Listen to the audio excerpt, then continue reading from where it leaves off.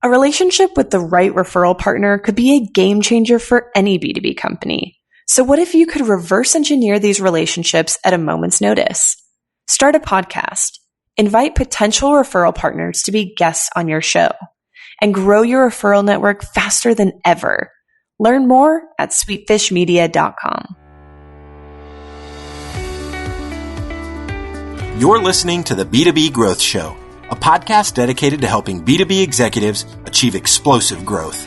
Whether you're looking for techniques and strategies or tools and resources, you've come to the right place. I'm James Carberry. And I'm Jonathan Green. Let's get into the show. Welcome back to the B2B Growth Show. We are here today with Matt Roberts. He is the Chief Strategy Officer at Linkdex. Matt, how you doing today? Great, thanks, James. I'm really excited to chat with you today, Matt. We're going to be talking about 6 different things that we can do to be better humans and better marketers. And you and I were talking about them offline. I'm really excited to share them with our listeners. But before we do that, Matt, could you explain to everyone listening a little bit about what you and your team are up to at Linkdex? So Linkdex is part of a suite of marketing products that is part of Scribble Life, and we're the SEO component, and we are sort of heavily into sort of data-driven content ideation and measurement, particularly with a sort of heavy SEO slant. I'm also involved with the sort of the higher level Scribble Life suite. So we have products like Plan, which is kind of content strategy and calendaring, Engage, which is about content experiences, Visually, which is content network, and Insights, which is all about sort of social ideation, management, and influencer marketing. So it's really about an integrated suite of sort of marketing softwares for creating great content experiences for customers. I love it. So Matt, like I said, as we were talking offline, you and I were talking about 6 different things that we can do better as both humans and marketers. And you kind of broke it down into 3 and 3. And these first 3 that we talked about were things that we can do to really be better as from the more humane side, just to be a better kind of overall human and contributor to the organization, be it whether we're in marketing or not. And this first point that you made was that we need to be more focused and less distracted. Can you talk to us a little bit about that? Yeah, so what's become really apparent to me is kind of, we're in now 2017, and, my team and the people I work with, as an org, we use Slack. I get text messages from colleagues and friends, email pops up, Skype. Have you got 10 minutes, Matt? Can we go and have a chat about something? And 1,000 other distractions that happen in a day. And that suddenly got me sort of wondering about how the marketing org and organizations in general have become really distracted places. And one of the things that was a sort of core principle of all the sort of software that we do is productivity. And what I suspect is happening is, as professionals in the marketing organization, as well as generally in life, we're becoming, there's never been so many distractions. And I worry about what that means for sort of professionalism and output. And having spoken about this with colleagues in the industry, we all suspect the same, actually. So some of the challenges I think we're all facing now is actually how we minimize those distractions and become more focused to get back to sort of great marketing output. I love it. And so the second one, Matt, that you and I talked about, beyond becoming much more focused, less distracted in an increasingly noisy world, is this idea that we can't do exciting stuff all the time. This one was really intriguing to me. Unpack this one for us. So when I started my marketing career sort of 20 something years ago, as a junior person, you sort of get to do some pretty crappy stuff to start off with, and as you progress in your own career, over many years, sometimes decades, you get to do more exciting stuff, and then eventually you sort of get to write the plans and strategies and found companies, and that's kind of my career progression. What I've really noticed amongst particularly sort of the new generation of marketers coming in is they expect to go straight to sort of the high level stuff all the time. And what they don't want to do is the sort of the handle turning, sort of relatively boring, but really high impact, high value tasks. And really sort of grind some of this stuff out, the stuff that really sort of gets whatever your KPIs are, whether that's traffic, engagement, sales, signups, whatever your sort of B2B KPIs are. Sometimes that requires just effort, and it's not particularly a difficult task, but it just requires to get done. And what I find is sort of a lot of sort of people try to avoid those tasks, and they're happy if you say, "Go, can you create me a strategy?" They'll grin at you and go and spend 3 weeks doing that for you. If you say, "Can you go and do this sort of big spreadsheet that has 1,000 lines and it needs all this data appended to it, but if we do it, then we're going to make a lot of money," they'll moan like hell. And that's an extreme example, but the general trend I'm seeing is kind of this requirement to do high level, exciting stuff all the time, and not prepared to do sort of the high impactful, sort of less exciting stuff. What have you found, Matt, when you're leading someone that kind of tends to have that, they have that reaction whenever you ask them to do something, less exciting? Like, what's something you found in leading a person like that has been effective for you? So I think they need to know sort of what part, why that's important. They need to have their day broken down a bit. So, I wouldn't expect any team member to spend, all day, all week, all month on stuff like that. But they do need to know that these things need to be done, and this is why. I think you need to blend people's days, and I also think you need to break people's days up into sort of predictive and sort of high impact sort of time parts. So, one of the interesting things that I think that I've seen recently is this techniques like Pomodoro, so breaking days into sort of 25-minute chunks and expecting people to do 10 of them. Or perhaps a few of those can be really boring things, and some things can be really exciting, and some in between. But we never expect it to be binary, i.e. one or the other. We can start to break those days in. But I think getting people focused, creating less distraction, and getting them to know that, we need a blend of stuff. Some of it is less exciting. Some of it is going to be sort of new, rewarding, and a stretch goal for you as well. So I think, and that's just about creative element too, but they can't avoid the hard yards. This third piece, Matt, has a lot to do with the team. And as you and I were talking offline, you mentioned that, a lot of people think that they're team players, but in reality, they're really not, and a lot of their behavior is really self-motivated. Can you talk to us a little bit more about this? Yeah, this is just a sort of a human trait that I think many people share, which is, we all like to say, yeah, we're great team players, and I'll do anything for the team, and there's no I in team, and all of the other sort of sayings that are people like to carry around with them. But actually, the reality is, people are very self-serving. They care about their career, their salary, their career progression, getting promotion, and looking good. And they play the political game, and they don't necessarily put the company first. They don't put the team first, and they will do things that suit them most of the time. And I'm sure a lot of listeners are going, "That's not me." But actually, when we do a bit of soul searching, it is us often. And I think if you can get a team that functions, and you can create an environment where it's only the team that succeeds, then I've been in those teams, and they sizzle. They kick the ass of every other team you've ever been in. And I think one of the things that always helped me is I've played team sport for nearly 30 years, and what you soon realize when you play team sport is you can't win by yourself, and unless you have all the other sort of people in that team pulling, then you don't win. And the score at the end isn't your score, it's the collective score. And if you can breed some of that sort of team sport mentality into your own organization and marketing teams, then I think that can really help towards this. And how you measure people also, people are measured in ways that make them sort of very self-focused, then as opposed to team focused, then that's people do what you inspect, not necessarily expect, is a good saying. And I think if you're measuring them with a set of KPIs that encourages that behavior, then that can't help the situation. Yeah. Okay. So what would you say are some KPIs that are more reflective of the team as opposed to the individual? So I think again, if we go back to the sort of team sport sort of way of thinking, then it's the team that gets rewarded, not the individual. And I think you've really got to look at how you do.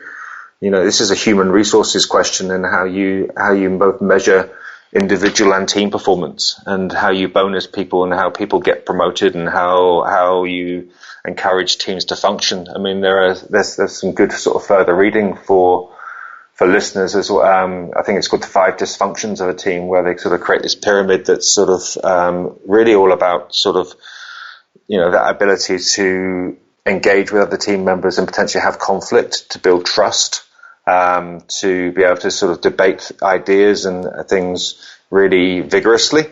But after you've sort of had the courage to debate things vigorously, the ability to then focus on whatever the decided direction is, without feeling like, I'm not doing that because that wasn't what I wanted to do. And then ultimately at the top of that pyramid, which is it sort of gets back to a previous point, which is this idea of putting the company before you. And if teams can trust each other, if they can, debate vigorously, if they can get behind the chosen direction and put the company first, then research just says that makes a highly functioning team. So I think, and we should watch out for the other behaviors too. I think one of the things is if you have a bad apple in your team, get it out of there fast, because there are certain people who can literally destroy a whole team or marketing org really quite quickly. And if you've got one of those, then just call it fast. Is my personal experience. Yeah, no, I've heard similar things and totally agree with that. So Matt, we just talked about kind of 3 things on the more human side, and now we're going to shift over and talk about 3 things specifically that marketers need to be doing better, or to really understand holistically, so that they can be a better marketer. And this first piece is knowing what quote unquote good looks like. Talk to us about this one. So I use the sort of story of my daughter at school. My daughter's sort of coming up for 14, and she's often has to write essays and projects. And I look at them and I say, hey, is that your best work? She goes, yeah, it's great. I think it's really good. I say, well, grade it. She goes, well, I think it's an A. But the reality is she doesn't know what an A or an A star looks like. And the reality is it's probably a C, and she's done it quite quickly, and it's not her best work. But that's not, she only knows what she knows. And, when calibrating good, that's kind of how she's calibrated. And the same is true of all forms of marketing. And, I'm particularly interested in content marketing and organic search. And what I see a lot of is teams that think they're doing a great job, and they're really not. So for a common example is they have what I call sort of suboptimal content quantity and quality, which is, for some reason, big brands with massive budgets have a fraction of the content they need. And then when you read it, you sort of think, who wrote this? It's shallow. It lacks any real sort of depth or expertise, yet this is your market and what you're good at. And, why is a leader of a market publishing content that's frankly not very good? And you think, well, actually somebody somewhere thought that was good. Yet if you then go and look to the side and you go, well, actually, let me benchmark that for a second. This nimble little upstart, or this hard-working team, or this ambitious team who really knew what A-star looked like, has published, created 5 times more content, and all of that is of a much better quality. Then you're thinking, actually, do you know what? If that team or the CEO of that company had seen that, and when he signed that off, was going, yeah, I'm really quite pleased, it's actually because the calibration was wrong. They didn't know what great looked like. And I think that's the problem. And so is it just a matter of sharing that as a leader in an organization, sharing kind of your standard of what excellence is? I think that's a really good, that's a really good start, which is at the beginning of a project. We do a lot of work at Scribble around sort of the creative brief and defining what people should write. And part of that brief is to actually benchmark yourself against what great in your market looks like. So, you're going to invest in this sort of high value piece of content. It's designed around sort of, certain personas and having certain levels of sort of demand and impact for the business. Then when doing that, you go, well, actually 5 other pieces of content that we kind of are similar, that we want to be better at, that are really performing really well in the market, are these. So let's make, at the very least, it needs to kick the arse of these and be better. So, and that really helps people, and it helps writers, it helps designers, it helps creatives. If they just know what really good looks like, and they go, oh, shit, that's kind of where we need to get to. Left to their own devices with a blank sheet of paper with just a clear guidance on a brief, they might do something different. They might be very proud of it, but it might not have hit the mark. So I think, benchmarking and calibration is kind of important as for something as simple as one piece of content, but it can be the same for categories, whole websites, and broader marketing. No, that makes sense. So the second point, Matt, is around using data correctly. Can you explain this one for us? So, when I started Linkdex sort of 8 years ago, then data and processing actually, and how you could both manipulate data, apply machine learning and algorithms, and sort of get the processing you need to make sense of stuff was in its infancy. We're now in a world where there's never been more data sources, there's never been more APIs to those data sources and processing power that sit on top of it, and we have machine learning and data science sitting on top of that. And that's easily and readily accessible as well. And inside our marketing orgs, we've got analytics suites and a complex marketing stack. So we really need to start making sure we can use that, and we can use those things in really smart ways to aid some of those sort of decision-making processes that point us at doing things. Like I said, how would you know that you've got a quarter of the content that you need on your website? Well, machines can do that. They can help you in that process as well as humans. So we should be doing that. And one of the challenges of that, in this world of, what feels like infinite number sort of data sources and processing and capabilities is knowing what the right question is. So, if you is here to support sort of planning and decision making, if you can focus on the right questions and then get your sort of data teams, marketing teams, data scientists, or whatever the sort of assets you have to sort of focus on those. So if the question is, do I have all the right content I need? That's a good question. Just knowing the question and then sort of getting hold of the data and the processing to go after the answer is really what's key. This last piece, Matt, we're going to close on this, is around output. This is obviously incredibly important, but I want you to really explain this piece, because I think, as we were talking about it offline, it's so crucial to understand this if we really want to become better marketers. So we've got sort of two components. We had this sort of human one of making sure we're productive, which is about output, and we had this sort of creating the to-do list and getting these sort of the planning insights to help sort of decision making about what you should do. And we all had these sort of raising the bar of knowing what really good looks like. And then when it comes down to it, somebody somewhere has to get stuff done, and it's about output. And those outputs could be content produced, those outputs could be social media and engagement and influencer marketing. Those outputs could be paid media. They could be, events and webinars and whatever sort of whole sort of suite of channels and tactics you're deploying as a marketing org. But often it is a battle of output. And, if your marketing org and resources and budgets are roughly comparable to your competitors in the market, and all things being equal, then actually it becomes a battle of who can do the most, who can have the most meetings, the most webinars, the most events, the most, content, the most sales calls. Marketing is a lot about getting stuff done and not just what you do. And I think if you can get the balance between sort of chasing that productivity, whether that's through human or machine sort of efficiencies, and focus on what makes a more productive marketing org, then there's every chance you can really sort of kill your market and win.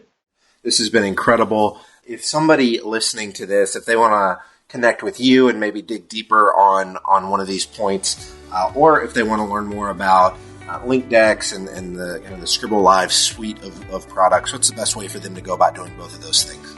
I'm more than happy to be emailed at matt.roberts@scribblelive.com. You can also check out both linkdex.com and scribblelive.com, and socially, at Linkdex at Scribblelive on Twitter. So they're good places to start. Well, thank you so much for your time today. This has been incredibly helpful, so I really appreciate it, man. Thank you. Take care. If you're a B2B marketer, we want to feature you on sites like the Huffington Post, Social Media Examiner, and Chief Marketer. Every week, we send out a question related to B2B marketing. We use the responses to those questions to fuel the content we write for really popular websites. So head over to sweetfishmedia.com/questions and sign up today. Thank you so much for listening. Until next time.